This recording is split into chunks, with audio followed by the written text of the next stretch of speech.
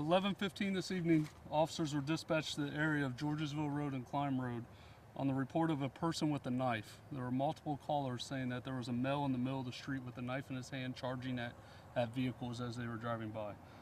As officers arrived, they located that male standing outside of a vehicle which was stopped in the moving lanes of travel with what appeared to be an edged weapon in his hand. The officers noticed that male was a male Hispanic, so they gave commands to that male in both English and Spanish for him to show him his hands. That male ignored the commands of the officers, got inside his vehicle, and drove away.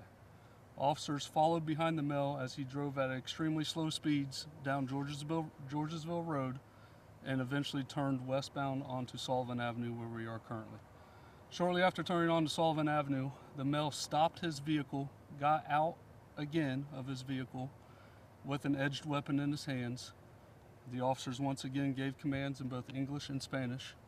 The male immediately got back inside his vehicle and continued to drive westbound on Sullivan Avenue.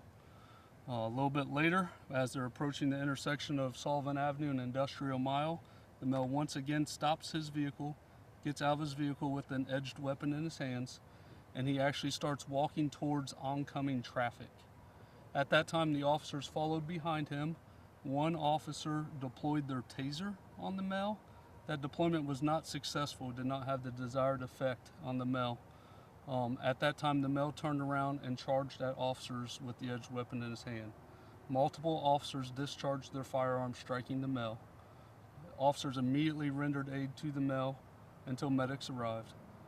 Medics arrived and transported that male to Doctors West Hospital, where he was pronounced deceased at 11:49 p.m. As with every officer-involved shooting, members of Ohio BCI are on scene, and they will take over the investigation into our officer-involved shooting. Any 16B? We don't have, we believe we have the male's identity. Obviously, we're not going to release that until we confirm that and that we speak to the next of kin. So I wouldn't be able to tell you right now his prior contact history with the police.